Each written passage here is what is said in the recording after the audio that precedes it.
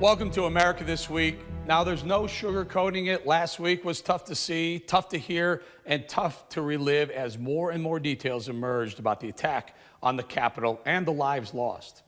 But we as a country have to face this head on. There's no going back to the way we used to be. This morning, I realized that everything is about to change. No matter how I vote, no matter what I say, America is going to never be the same. I've been covering politics for almost 2 decades, and at this moment in time, we are further apart as a nation than ever before, at least in my lifetime. My friends are split. The liberal ones won't talk to the conservative friends. See, I told you so. I told you it was going to end this way. But you know what? They were right. They've been saying this would happen all along. My conservative friends are still shaking their collective heads. Wow, things were going great for 4 years. What the heck happened? They're right, too. Things were going great for conservatives. They got 3 Supreme Court justices seated, taxes were lowered, regulations were rolled back like never before. So what happened? As a libertarian, I should have seen this coming. The right was getting their way while the left was getting more and more disenfranchised, but elections have consequences. And the winning team always has advantages. I saw that it was Republicans' turn now, but Democrats had 8 years of Obama and they'll get their turn again.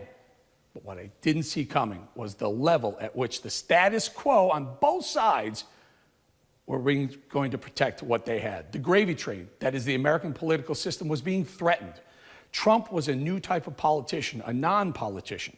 He was changing the way things were being done in D.C. Rather than being a fresh new start, Trump represented a threat to the D.C. political elite class on both sides of the aisle. For the 4 years Trump was president, D.C. was uncomfortable. They're worried that their grift would end.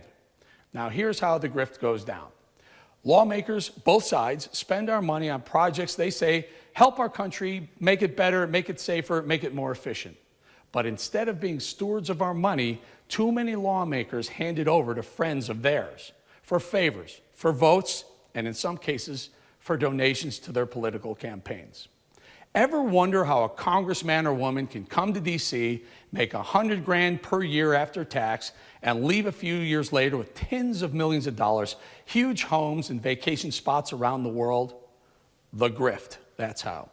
You don't have to look too hard to find dozens of examples of those success stories. It's almost unheard of for an elected official to leave Congress as a middle classer, or God forbid, poor. It just doesn't happen. Ever wonder why? Well, I have to say, it's D.C., it's just a gross swamp. People using each other for favors. Everything has a string attached to it in D.C. No one does something because it's right or good for the country. They only do stuff because they've already negotiated a return favor. It's that bad in D.C., and folks, I kid you not, it is that bad. So where does that leave us now? It leaves us divided. It leaves us agitated. It leaves us perplexed. Where are we headed?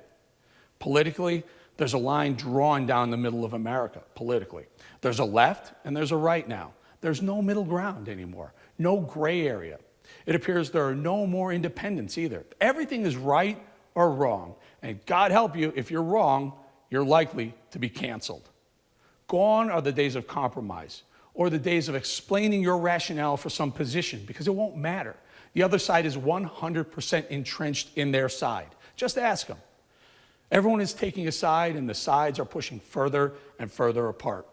Usually, I like to end the monologue with something poignant or a thought, something provoking comment, ideas. Sometimes I'm even cogent when delivering my closing line. This time, folks, I literally don't know what to say. I'm at a loss for words, and that's a real rarity, I must admit. I just don't feel it's the right time to be any more provocative than real life already is. It should be alarming to everyone within earshot that reality is more shocking than opinion.